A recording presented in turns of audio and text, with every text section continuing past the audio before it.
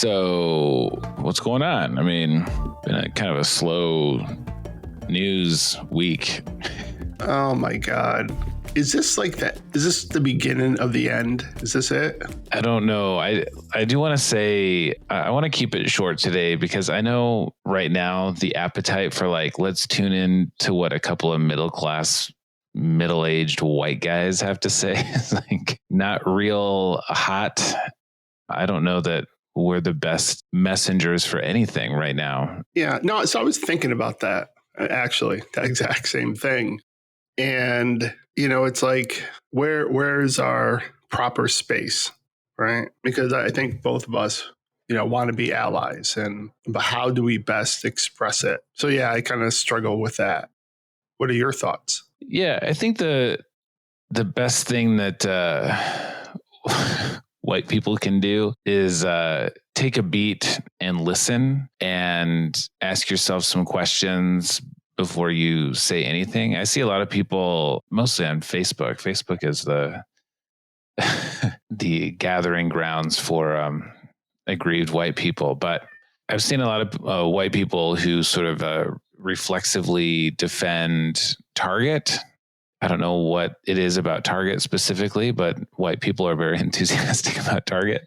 Well, I think what you see is like, oh, what happened to George Floyd was wrong. That's terrible. But what about all these riots and protests? And I think they're focused on the right thing. For a lot of people, I don't even know that they get to that first part about George Floyd and feeling bad about that. I think that honestly, as white people, it's just a cultural, social thing that's been ingrained in us to assume there's an explanation and assume that there was a reason. So I saw this video. It's a different video of a cop in LA, inside somebody's car, punching them out. Did you see this video? Yeah, I saw it. Yeah. So, totally. I think that's what they teach you at the academy, how to subdue someone is to jump in their car and punch them repeatedly in the face. Right. It didn't really seem like it was having much of an effect on a guy, which is a whole other thing. But go ahead.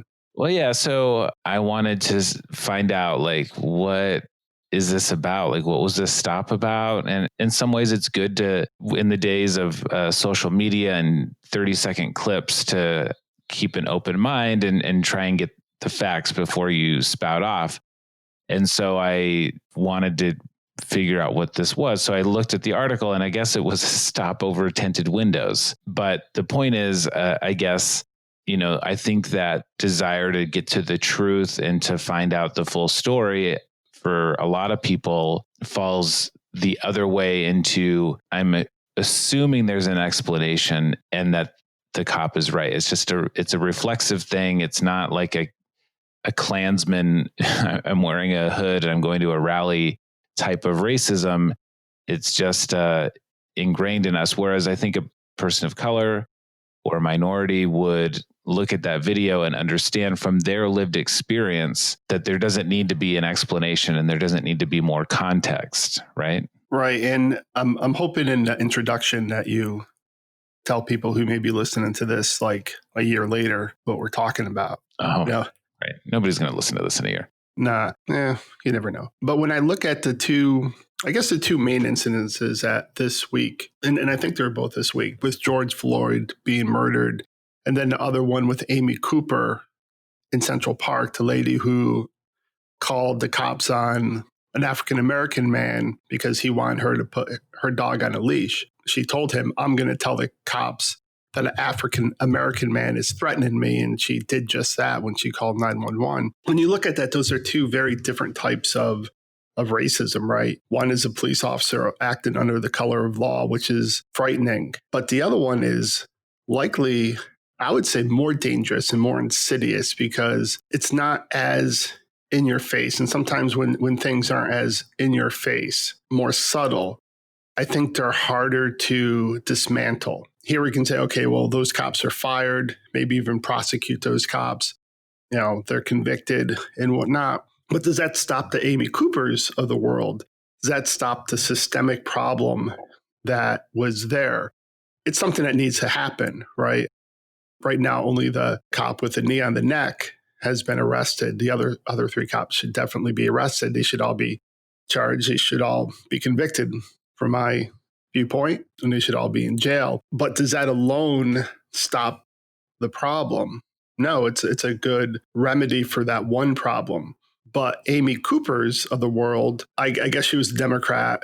She gave money to like Pete Buttigieg. I'm betting that she had a "I'm with her" pin, voted for Hillary Clinton, and probably goes to cocktail parties and tells everyone how bad Trump is and how much of a racist he is. Those people are a lot more insidious in my book, because they're the ones that are closer to power. That cop had that power there, but he doesn't have general power. It's the people that run the department, that run the city, that run the state, that run the government, that allows this to happen, because this is not a one-off for this cop, right? And it's not a one-off for this police department, and nothing has changed.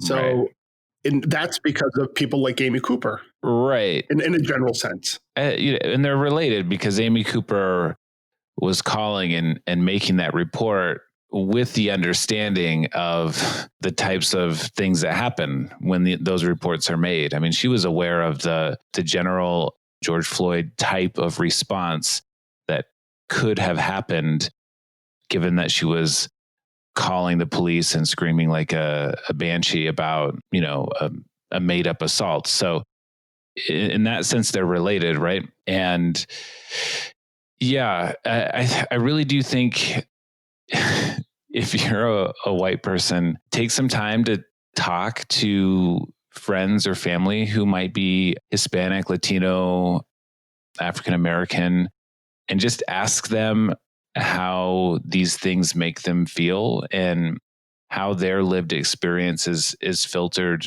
through those videos. I know, obviously, when I see them, it's very sad, and it makes me angry. I talked to a friend of the show. I think I can tell this story. Luis Cortez, he's Hispanic. He's a dreamer. And I just asked him, this must affect you differently than it does me. It doesn't alter the way that I conduct myself in public. And so that gave him space to share stories of going on walks in affluent areas and having the cops called on him, like for literally just going on a walk, and the need to, he says that he walks with his dog now because it makes it look less suspicious to, upper class or middle class white people. If they see a Hispanic man walking a dog, they're less likely to think he's up to no good. And so that's a weight that he lives with every day that I can't really begin to understand. But if you're a white person, you don't get to understand that, or begin to comprehend where people are coming from until you shut the up for 5 minutes and find a space to let people tell you their stories.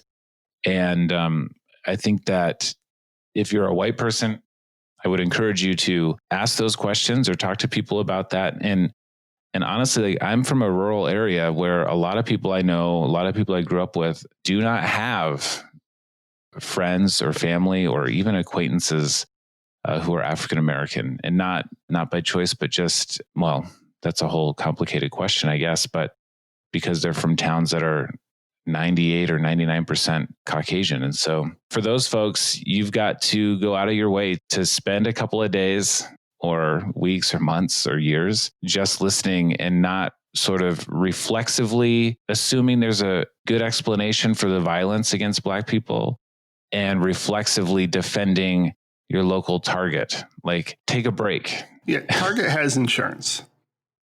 That's right. They're going to be okay.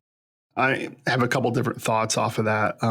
So my son, who just turned 14, my wife, if people don't know, is Peruvian. She's a little brown lady, indigenous lady or half indigenous from Peru. So these things make her uncomfortable. Her children are obviously biracial. My eldest son, who's 14, was saying on his Discord server for school with his friends, all his friends were talking about how bad the so-called riots were. And no one seemed all that interested in the whole George Floyd thing.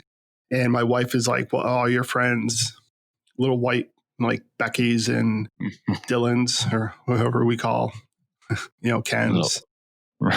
And he's like, yeah, well, I mean, his school's pretty white. Mm-hmm. There's not a lot of diversity in his school. Fortunately for high school, he's going to a different type of school that's a lot more diverse.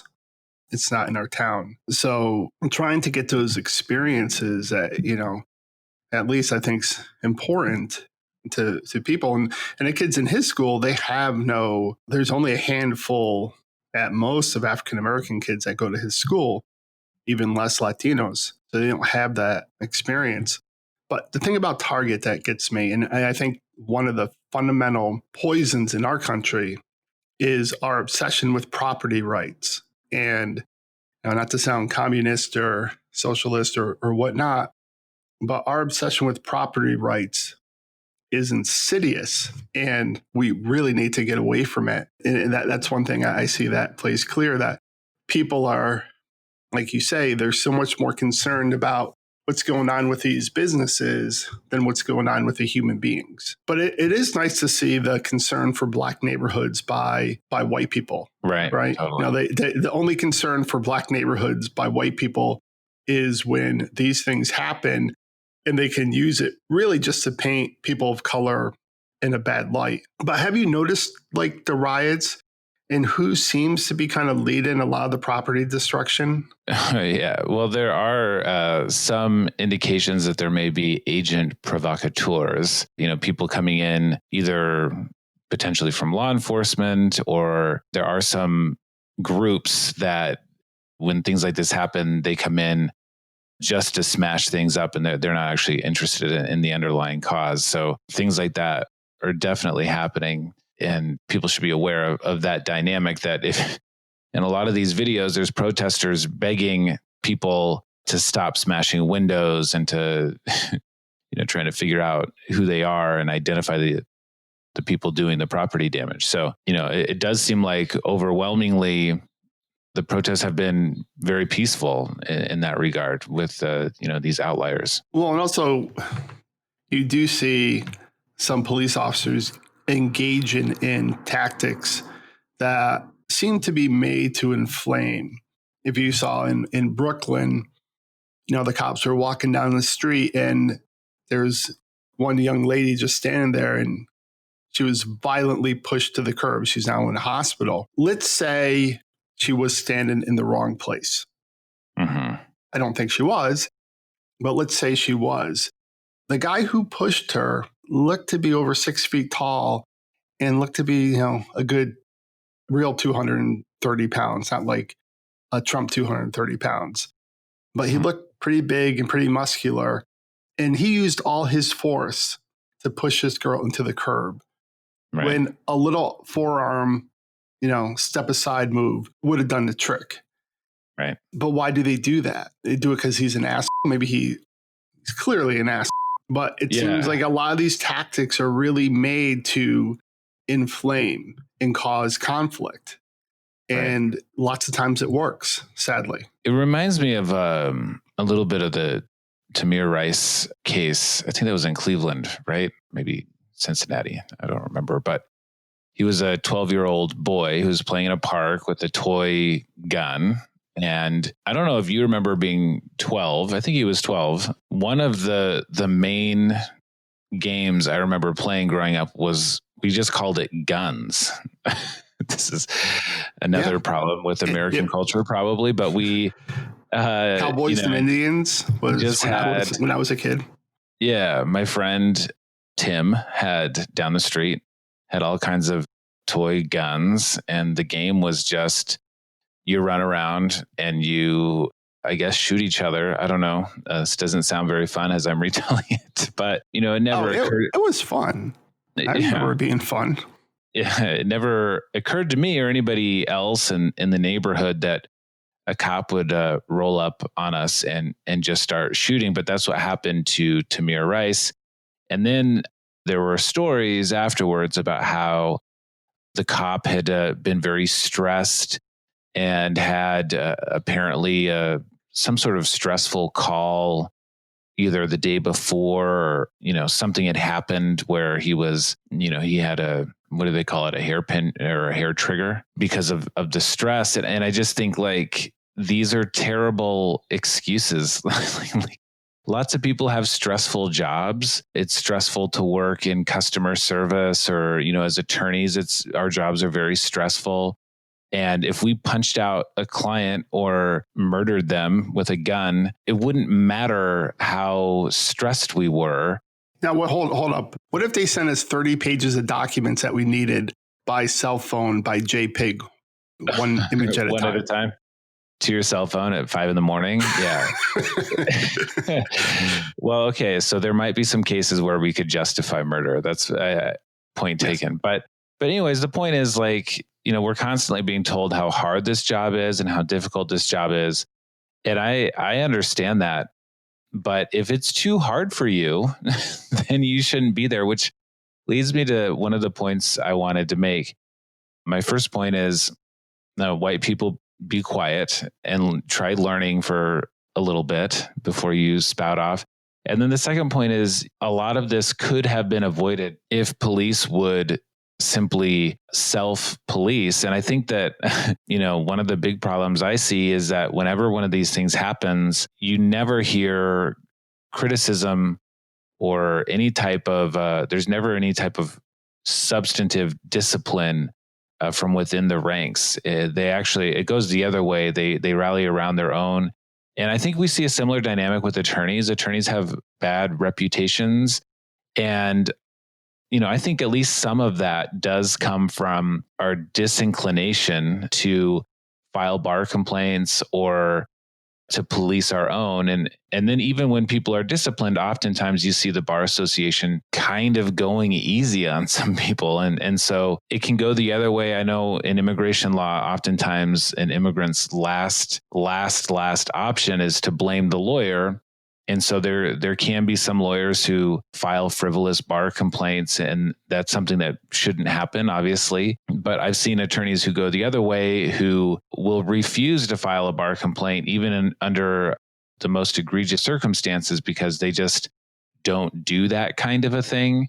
And I think that when professionals of any sort refuse to stand up for what's right against their own, then you start to see these types of abuses. And so, that's something that stands out to me, the fact that the people who really should be the most vocal about these types of abuses are the police themselves. They should set for themselves the highest standards for their conduct. And instead we see, constant excuses. Well, one thing that kind of I've been struggling with is when we talk about Amy Cooper, the Amy Coopers of the world, and what it means for someone to call the police on a person of color. I struggle with as I advise my own clients, because very often I'll tell my clients, a lot of my clients have just come to the United States, and a lot of them have struggled with domestic violence in their homes, where they've either were afraid to call the cops, knew calling the cops was pointless, or had called the cops and nothing had happened, they weren't protected. So often I would say, well, hey, if you feel threatened or you're harmed here and you think you need protection, you should feel free to call the police. And lately I've been wondering, like, is that the best advice? Because I had a client who was murdered by her husband who she had separated from, and she went and she got back together with him after she came from, I think, Honduras. And the first night they were together, he killed her. And so that put me on edge. But now I still think, like, am I encouraging people to call the police on some Mexican man or some Honduran man, some brown man that could lead to a deadly encounter for that person? And I really struggle with that. I don't know if you've thought about that. Yeah. I mean, I guess I hadn't totally considered that. That's yeah, it gets tricky, right? But and just so people are clear, maybe sometimes, and this maybe bothers me more, is I'm thinking, well, if they call the police, then maybe we can put them in line for a U visa. And so this caused me a lot of conflict. And then there's the other thing about, do we really need police? Do we, like everyone says, are so essential? Can the police be disbanded? Should they be disbanded and maybe brought back in a different form? Mm-hmm. If at all? Do they do more harm to communities than they do good? Yeah, I know there's a lot of people who are in favor of abolition of police, and I don't know enough about it to even have a conversation, so I'm going to stop myself from doing so. Maybe we can have someone on. Yeah, I think that'd be really interesting. I think that the question is about what to replace it with. So I've seen people say they need to be abolished and replaced with something that works better, and that's the crux of it, right? Like, what is the replacement?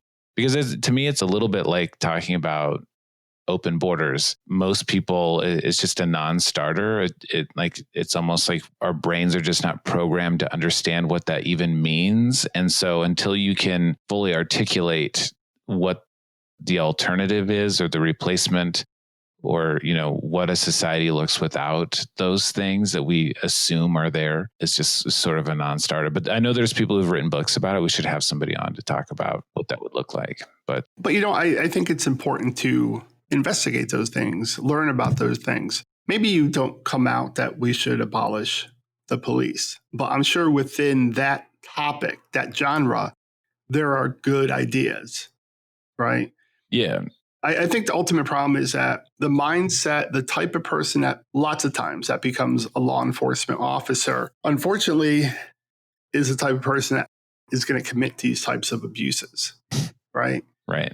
And I mean, we see that with ICE officers, CBD? No. CBP officers. We see it with government attorneys. There are obviously good ones, right? Of course. But I think there is a mentality.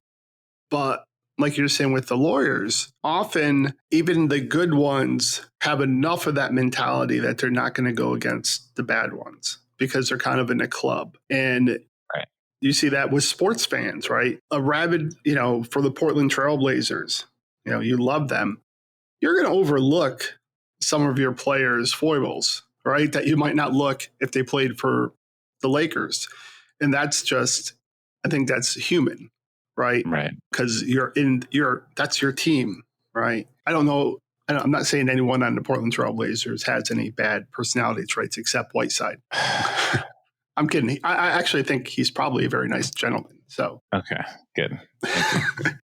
But I think that's something that maybe comes with training, maybe comes with giving people more of a space to hold their own accountable. I don't know, but what we have right now is not working, right? It's not working. Yeah. And what you see is so many white folks think that racism is like the N-word. And if you stop short of the N-word, then it's not a racism. And what these cases are sort of revealing, the curtains being pulled back, hopefully for a lot of people, to reveal that there's actually a white power structure that goes beyond overt racism. You have Amy Klobuchar, who's a Democrat and, believes in not all, but a lot of the same things we believe in, basically protecting this cop who, had similar run-ins and incidents and was never disciplined before. And that dynamic exists all over the country. And again, that goes to policing standards. I was wondering this morning, and again, this is something I don't know about, so we shouldn't probably talk about it, but what does it take to actually become a cop? Do they do home visits? Do they do psychological evaluations? Like, what if you're just too hot-headed? Is that something that bars somebody from becoming a cop? Like, I don't think so. But it obviously should be. I think they do, but what standards they use. Exactly. So I was watching a clip from CNN of Cornel West, and he was pointing out that kind of like what you're saying, it's like you have the Klansmen, right, that are easy to say they're racist. But, you look at people like Amy Cooper, and then you look at even people that are in the system, because he points out that Black Lives Matter started when Barack Obama was president, Eric Holder was attorney general.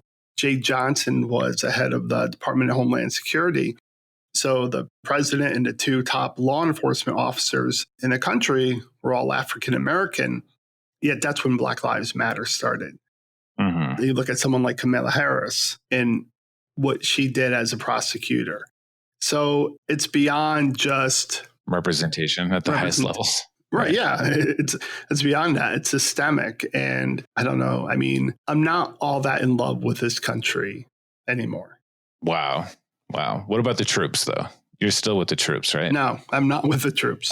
Oh, so, I'm sure some of them are fine people. But let me ask you this. Hold on. Let me just say, since we're on the fast track to fascism, and I want our overlords to understand that I, Stephen Robbins, love the troops. And I frankly consider the police to be the troops. And so I just want everybody to know that Stephen Robbins of Yakima, Washington, loves the troops.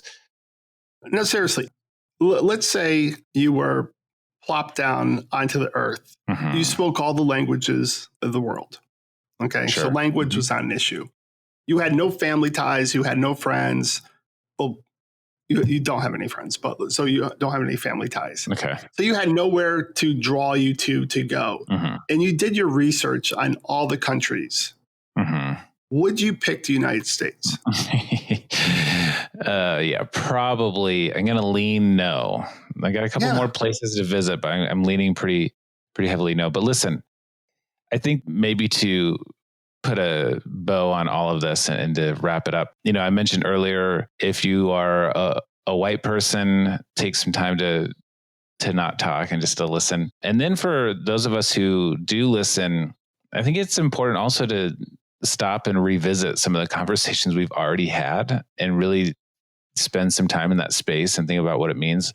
So tying it back to immigration, which is what this is supposed to be about, how often have you heard clients say, or potential clients when you're doing a consultation, what do I do if I'm stopped dropping my kids off at school, or am I safe going to this place or that place? Or, there's all kinds of groups on Facebook of the immigrant community where they're getting messages like immigration's at Walmart, don't go there. And, we give our sort of lawyer response, do, and that's what you do. And you got to have your papers together and have a family plan or whatever. But really stop and think about what it would do to you to live every day with that anxiety, not just from the police, but, immigrants have this whole other federal law enforcement agency to worry about. And under this administration and most administrations in the history of this country, there's nothing they can do to mitigate that danger. It's not like, well, I'm obeying all the traffic laws and I pay my taxes, and there's nothing they can do to sort of try and make sure that risk is eliminated, right? It could happen at any time. And I just think in that sense, we have to really have sympathy for these people and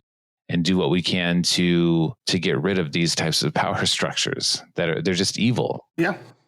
Let me ask you one other question before we go. If you found out that attorneys from OIL, that's the Office of Immigration Litigation, if you found out they were listening to this show, would you assume it was because we're super informative and knowledgeable about the law, or maybe that they listen to it like the way we listen to Fox News, or to get intel on what the other side is talking about?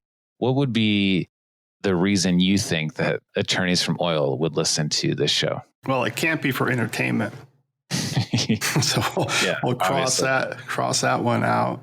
I would say it's the third, to get intel. Right. That's like a /hate listen. Mm-hmm. Why? Do you know an OIL attorney who listens to the show? You want to get a big shout out? If you're from OIL or DHS or you're an immigration judge or whoever, and you listen to this, we'd love to know why. And you can be honest, like, hey, I'm so-and-so, and gotta be honest, we hate listening to it because you guys are dumb. Everything. And you're stupid. I'd be interested to know. So anyways. Yeah, if you are an OIL attorney and you're listening to the show, can you just agree to remand that one case I have in the Third Circuit? Or you're just going to wait to lose? Yeah. It's okay. You can lose. Wow. Okay. Yeah, I gotta get my EJA fees. So yeah, there you go. All right, Matthew, it's good talking to you. Okay. And we'll shout out to all ICE attorneys. Love you. Some of you, one of you, maybe none, maybe one. But I love you, Stephen. I love you too. Bye. All right.